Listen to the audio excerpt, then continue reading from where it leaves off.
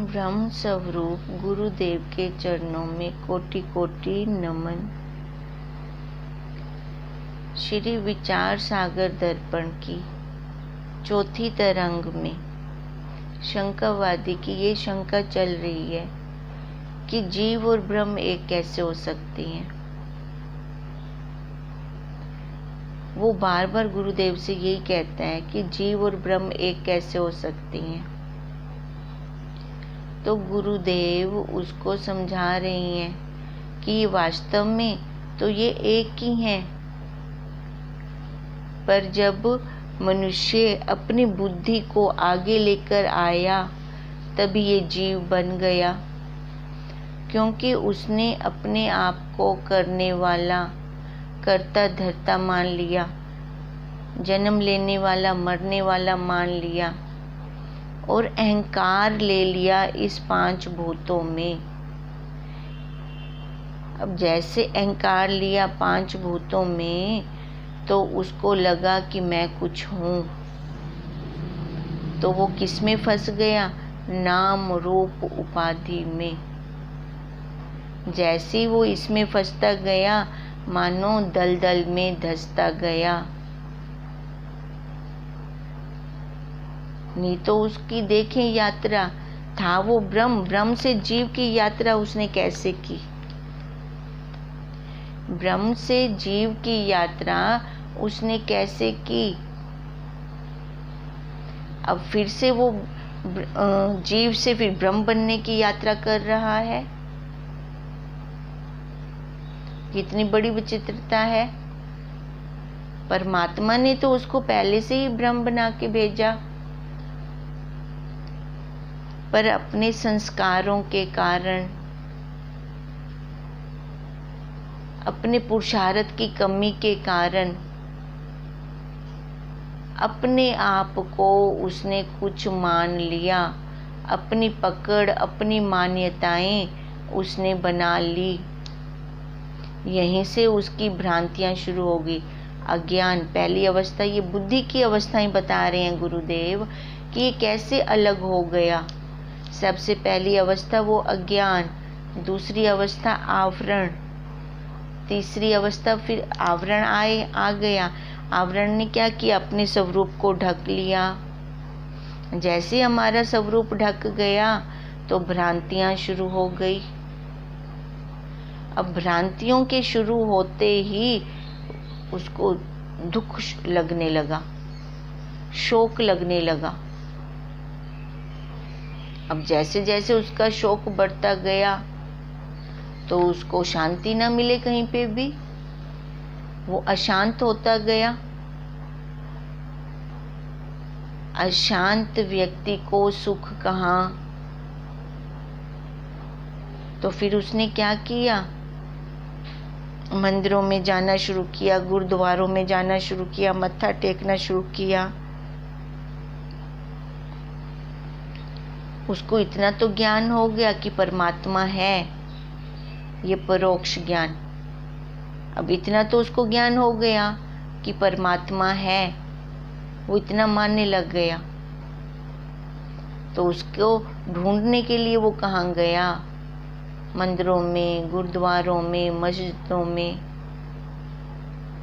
पर जितनी देर वो वहाँ रहता उतनी देर उसको शांति मिलती। उसके बाद फिर वो अशांत, जैसे ही बाहर निकला वहां से। तो अब वो साधक, वो क्या चाहता था कि मेरी शांति कभी जाए ना, परमानेंट रहे। तो उसने कहीं से सुना तो उसके लिए गुरु बनाने पड़ते हैं। फिर वो गुरु की खोज में, उसको क्या पता था कि गुरु उसको बनाएंगे। पहले पहले तो देखो मोटी बुद्धि लेकर ही चलते हैं। गुरु उसको जीव से ब्रह्म बनाएंगे। फिर वो जब उसने गुरु की खोज की तब गुरुदेव ने उसको कण कण में वो परमात्मा दिखाया। इस सृष्टि में उन्होंने परमात्मा दिखाया।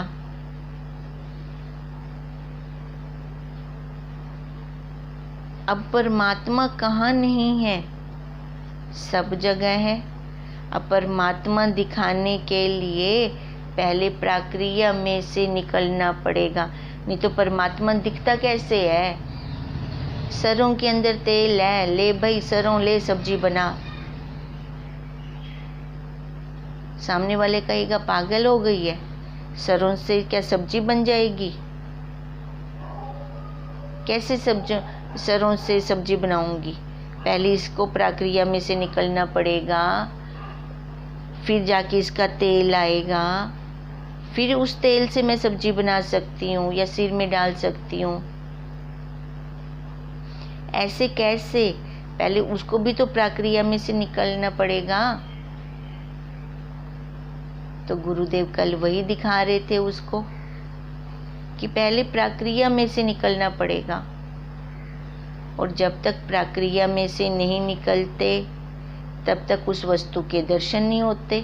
अब सरों के अंदर तेल है, हमें ऐसे दर्शन होते हैं तेल के? बताओ आप। जब तक उस सरों को हम प्रक्रिया में से ना निकालें। अब गुरुदेव उसको प्रक्रिया में से पहले निकाल रहे हैं। देखो आज तक हम जितने भी संतों से मिले, किसी ने भी प्रक्रिया के द्वारा हमें नहीं समझाया। परमात्मा है वो तो सबने कहा, पर कहाँ है, किधर है, यह तो हमारे सतगुरुदेव जी ने ही दिखाया हमें। जब प्रक्रिया में से निकले तभी हमें ये दिखा, इसकी अनुभूति तभी हमें हुई। पहले तो इसकी हमें अनुभूति भी नहीं हुई। है तो पड़ा, पर देखें कैसे?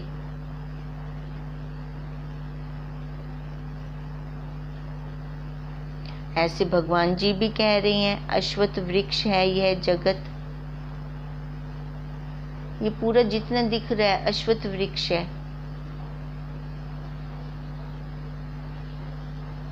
देखो, फिर ऊपर से ये भी कहते हैं, जगत का है नहीं रूप तथापि दिखे। इसका रूप नहीं है कोई, फिर भी दिख रहा है। ये माया ही तो है। जो प्रक्रिया में से नहीं निकलता वो इस रूप में फंस जाता है। प्रक्रिया में से देखो, जब तक सतगुरुदेव जी हमें प्रक्रिया के द्वारा उस परमात्मा के दर्शन नहीं करवाते, तब तक ये जगत हमें भी सच्चा लग रहा था। ईमानदारी के साथ हम अपने दिल पे हाथ रख के बोले, कैसे लग रहा था हमें ये जगत? मैं मेरा सच्चा पक्का, क्योंकि सामने दिख रहा है वो तो बिल्कुल, और अपना स्वरूप तो हमें दिखता ही नहीं है। उसकी तो अनुभूति करनी है। पर गुरुदेव कहते हैं जैसे पेट दर्द की अनुभूति होती है, वो तेरे को कितनी सच्ची और पक्की होती है, उसकी अनुभूति खाली तेरे को ही होती है। जो पीएचडी करके डॉक्टर लोग बैठे हैं उनको भी तू जाकर ही बताता है। ऐसे ही अगर जब तू प्रक्रिया में से निकलेगा तो इसकी अनुभूति भी तेरे को होगी, तथापि ये जगत दिख भी रहा है, पर भी तब तू ये अनुभव करेगा ये रूप नहीं है, ये मिथ्या है, ये झूठ है। उसकी अनुभूति तू ही कर सकता है और कोई नहीं कर सकता। उन्होंने तो बताया परमात्मा सर्वत्र है, और इसको देखने के लिए पहले गुरुदेव जी को ढूंढना पड़ता है। परमात्मा सर्वत्र है, ये ज्ञान तो हो गया, पर प्रक्रिया कैसे शुरू करें? प्रक्रिया में से कैसे निकलें? देखो, इसलिए सबसे पहले सर्वांग योग प्रक्रिया ग्रंथ है, गुरुदेव ने हमें वही पढ़ाया। जिसको सर्वांग योग अच्छे से समझ आ गया ना, वो जो मर्जी शास्त्र ले ले, समझ आ जाएगा। और साथ में जो ये शरीर लेके बैठा है, इसकी पोल भी खुल जाएगी। वो हमने पहले किया है सर्वांग योग। अब यही गुरुदेव हमें दिखा रहे हैं। अब देखो, अगर हमें प्रक्रिया में से निकलना है तो पहले गुरुदेव को ढूंढना पड़ेगा। तत्वज्ञ गुरुदेव जी चाहिए। तो वो तो देखो पुण्य कर्मों से जाकर हमें मिलते हैं। हम तो इतने भाग्यशाली हैं कि हमें गुरुदेव घर बैठे बैठे मिल गए। अपने भाग्य पे हमें नाज होना चाहिए कि ऐसे गुरु की मैं शिष्या हूँ कि जिन्होंने इस जन्म मरण के चक्कर से छुड़ा दिया, इस संसार की पोल खोल दी।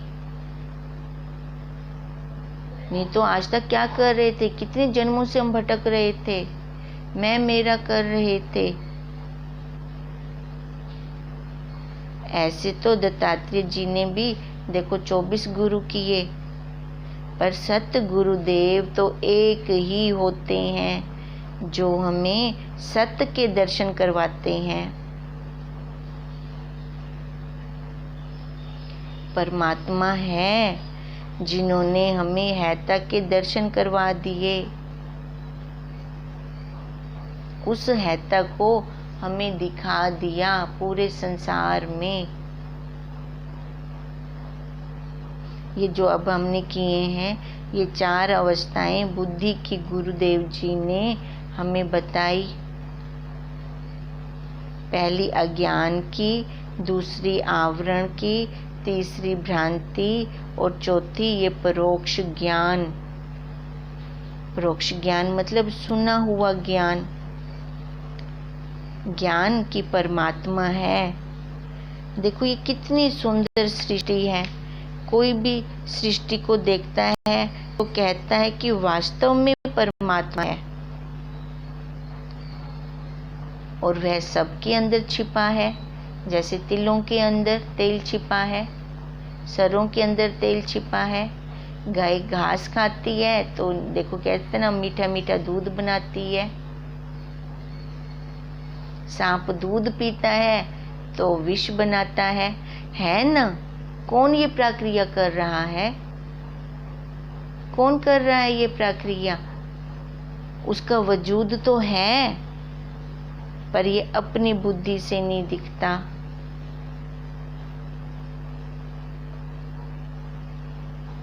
अब वही कह रही हैं कि परमात्मा है, सब में छिपा है अपनी योग माया से। परमात्मा सब में छिपा है, पर कैसे? अपनी योग माया से छिपा है।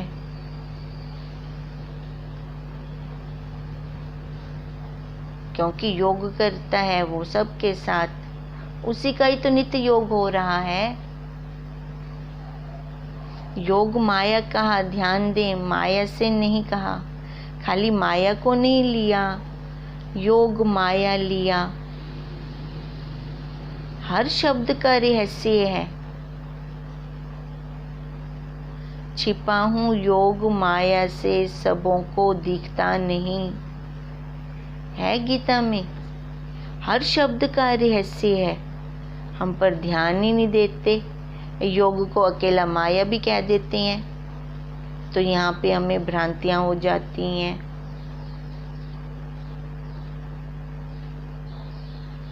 पर जो मूढ़ लोग होते हैं उनको तो वो बिल्कुल ही नहीं दिखता।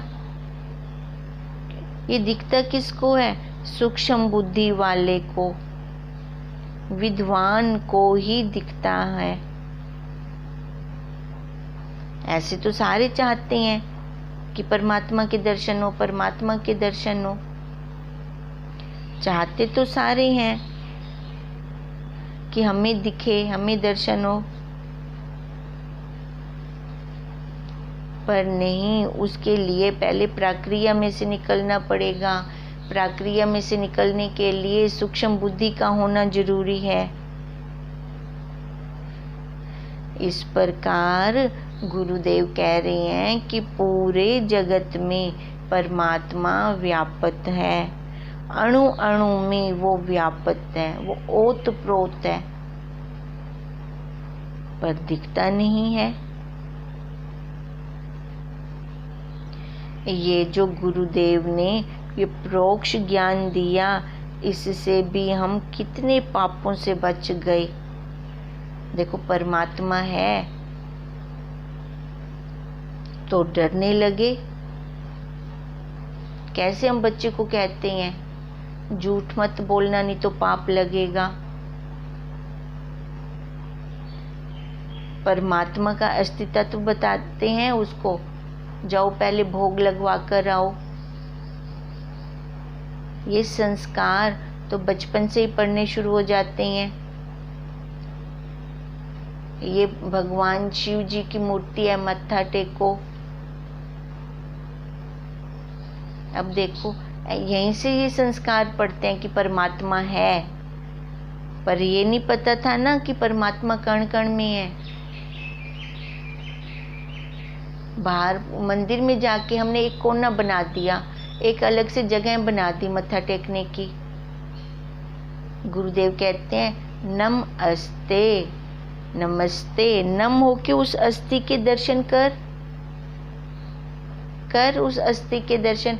देखो नम होते हैं तो सिर झुकाते हैं, और सिर कहाँ जाता है, हाथ कहाँ रखते हैं, हृदय के ऊपर, मतलब वो अंदर बैठा है वो अस्थि रूप से। तो तू उसके दर्शन कर। अब जब हम बाहर मंदिर के बाहर से निकलते हैं, अंदर कई बार नहीं जाते, बाहर से भी श्रद्धा से हमारा सिर झुक जाता है।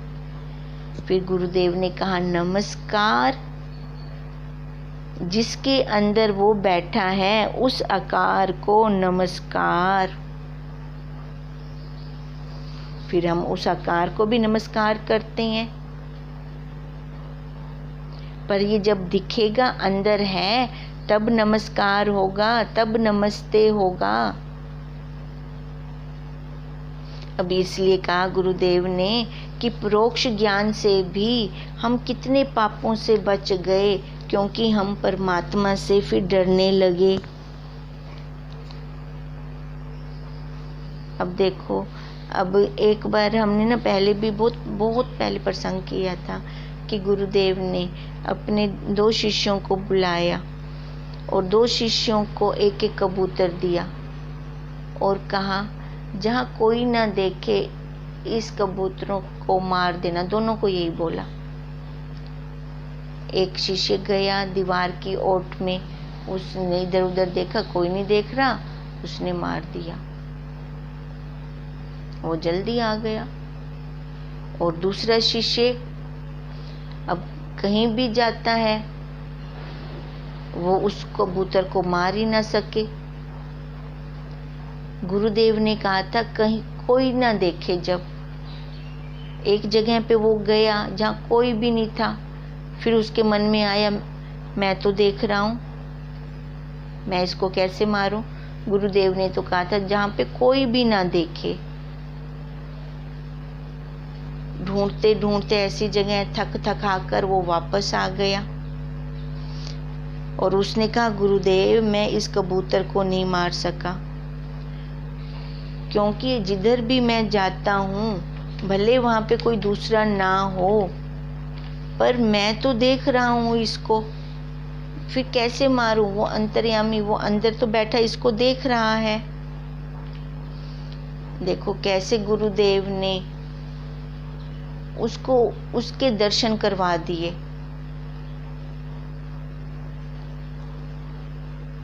वापस आकर वही फिर गुरुदेव से क्षमा याचना करने लगा कि मेरे को ऐसी कोई जगह नहीं मिली,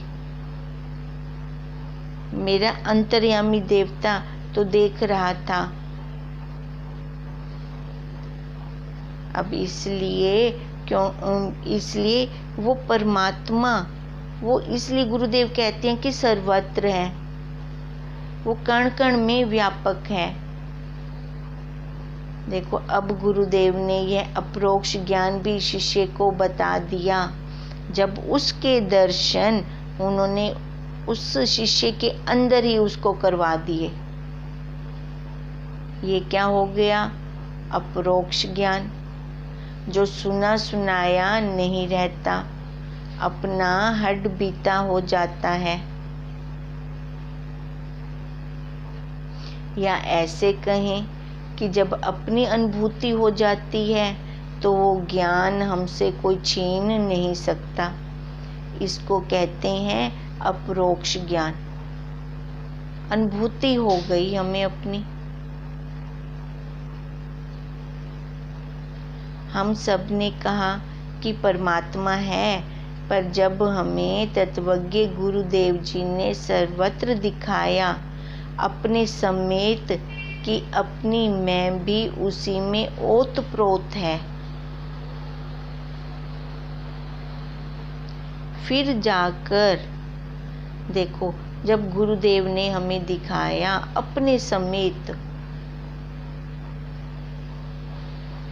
जब हमने अपने समेत देखा कि मेरा स्वरूप और जगत का स्वरूप और परमात्मा का स्वरूप है ना, ये हमें जब गुरुदेव ने दिखाया, ये तीनों एक हैं। जब इसको गुरुदेव ने दिखा दिया तो ये हो गया अपरोक्ष ज्ञान। अपरोक्ष ज्ञान हो गया। अब धीरे धीरे दिखा, फिर धीरे धीरे दिखा। क्या दिखा दिया गुरुदेव ने धीरे धीरे? कि फिर वो साक्षात हमें करा दिया, उसकी अनुभूति हमें करा दी। अनुभूति तो अपनी स्वयं की होगी।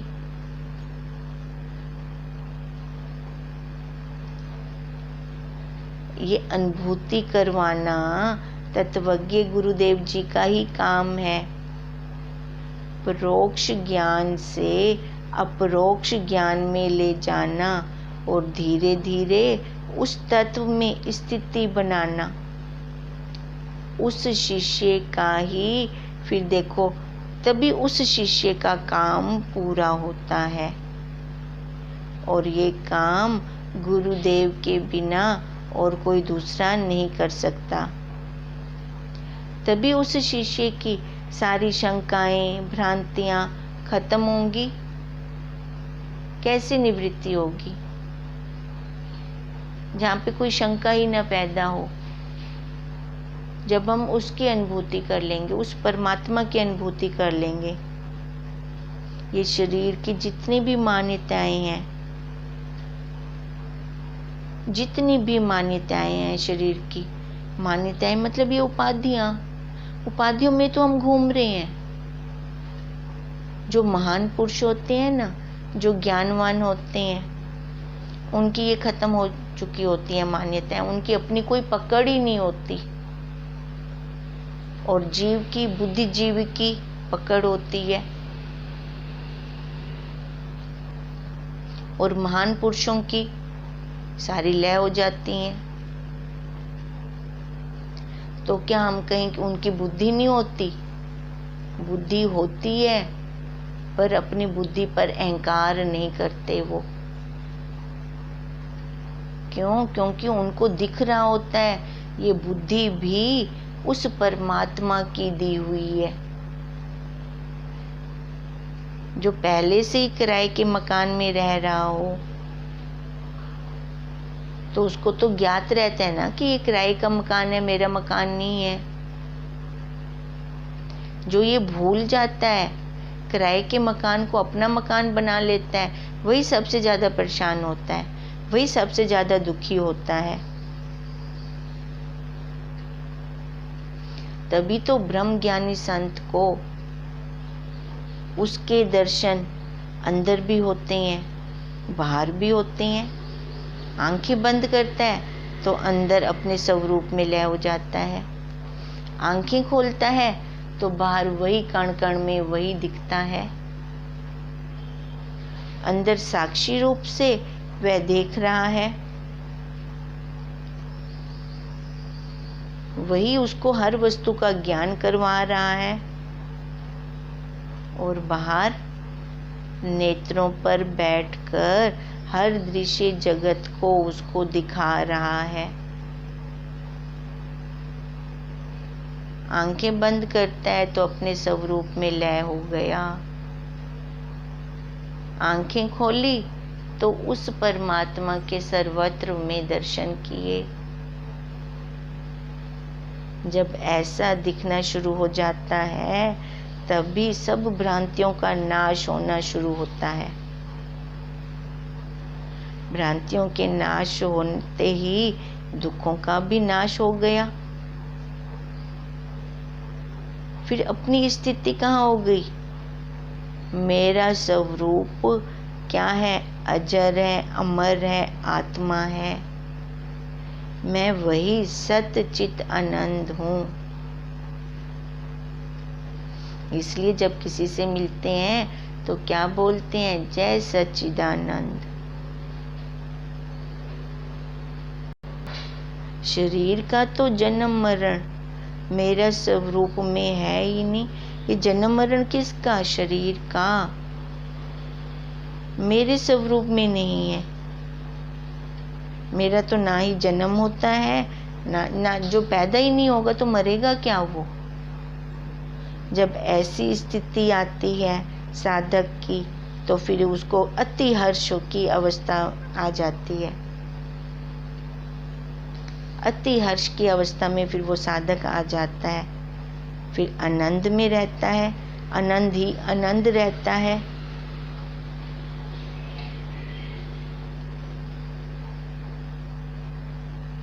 अब यही गुरुदेव दिखा रहे हैं कि वहाँ पर बुद्धि का फिर काम ही नहीं है। जो ये 7 अवस्थाएं हैं किसकी हैं? ये बुद्धिजीवी की, मैं की, ये शरीर वाली मैं की, उसकी 7 अवस्थाएं हैं। अब देखें, अकेली प्रेस कुछ नहीं कर सकती। प्रेस को अगर सत्ता ना हो पीछे से, वो क्या कपड़े प्रेस कर पाएगी? कभी भी नहीं। अब ऐसी ये अकेली बुद्धि अपने आप कुछ नहीं कर सकती अगर पीछे उसको साक्षी की सत्ता ना हो तो। अब गुरुदेव देखो कितने हमें सटीक उदाहरण दे देकर हमारी बुद्धि को खोल रहे हैं। ऐसी ही आत्मा के बिना ये बुद्धि, ये मन, ये चित्त, ये यंत्र कोई काम नहीं कर सकते। ये बुद्धि की ही भूमिकाएं हैं जो गुरुदेव हमें दिखाते हैं।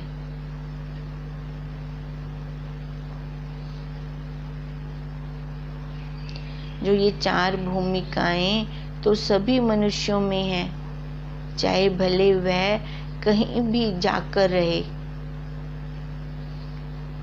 परमात्मा का तो अस्तित्व सबने ही स्वीकार कर लिया, भले वो कहीं पे भी रहे।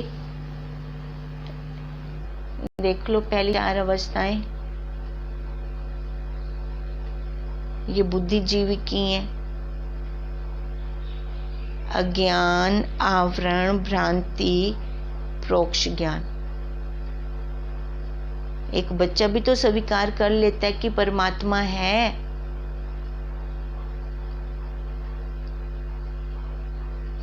ये 4 अवस्थाएं, पहले ये बुद्धि की 4 अवस्थाएं सभी में है। परमात्मा को तो वो सारे मान ही रहे हैं। इतना तो वो स्वीकार कर ही रहे हैं कि परमात्मा है। भले ये बात दूसरी है कि उनको दिखे चाहे ना दिखे, तीर तो अंधेरे में सारे छोड़ रहे हैं, चाहे निशाने पर लगे चाहे ना लगे। अब जब तीर निशाने पर नहीं लगता तो ये भ्रांतियां शुरू हो गई। और जैसे ही सदगुरुदेव जी मिले ये सारी विपरीत भ्रांतियां खत्म हो गई और अपने स्वरूप में फिर हमारी जाके स्थिति होती है। उससे पहले नहीं होती हमारी स्थिति अपने स्वरूप में। ये अब गुरुदेव ने हमें दिखाया, इसको फिर हम कल बुक में से करेंगे, है ना। जो हम करते हैं ना उसका हम प्रैक्टिकल भी करें।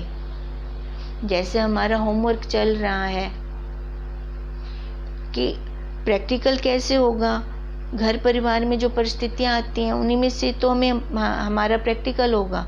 बच्चों के एग्ज़ाम्स तो देखो हमें पता होता है भी कब से एग्ज़ाम शुरू है कब ख़त्म है, पर हमारा एग्ज़ाम कैसे लेंगे टीचर, हमारे गुरुदेव, वो तो चुपके चुपके से लेंगे, जब मर्जी ले सकते हैं हमारा एग्ज़ाम। वो एग्ज़ाम कैसे होता है, इन परिस्थितियों में से ही हम इन परिस्थितियों में से निकलते हैं, घर की परिस्थितियों से, या उसमें हम फंस जाते हैं, या कितनी देर में हमें सोझी आती है, 1 घंटे में, 2 घंटे में, 15 मिनट में की परिस्थिति को हम देखने वाले बन जाते हैं, हम फंसते ही नहीं है, हम देख रहे हैं। ये 7 दिन का निरीक्षण ये हमारा चल रहा है होमवर्क। फिर उसके बाद फिर हम अपना अपना रिजल्ट देखते हैं, कब मैं फेल हुई, कब मैं निकल गई, कब मैं फर्स्ट भी आ सकती हूँ ना, है ना। अगर बच्चा ज़्यादा पुरुषार्थ करता है तो फर्स्ट भी आ सकता है क्लास में। वो यहाँ पे ये पक्की गारंटी है, जो बच्चा टॉपर होगा उसको पक्की नौकरी मिलेगी। नौकरी क्या होगी, ये जन्म मरण के चक्कर से वो छूट जाएगा। यहाँ पे कोई ये नहीं है कि 600 वैकेंसी हैं और कैंडिडेट 2000 हैं, ऐसा नहीं है। जितनी वैकेंसियाँ हैं उतनी ही नौकरियाँ हैं, ये निश्चिंत हो जाना यहाँ पर, और डट के अपना होमवर्क करना। ओम तम नमामि हरिं परम, ओम तम नमामि हरिं परम, ओम तम नमामि हरिं परम। ब्रह्म स्वरूप गुरुदेव के चरणों में कोटि कोटि नमन।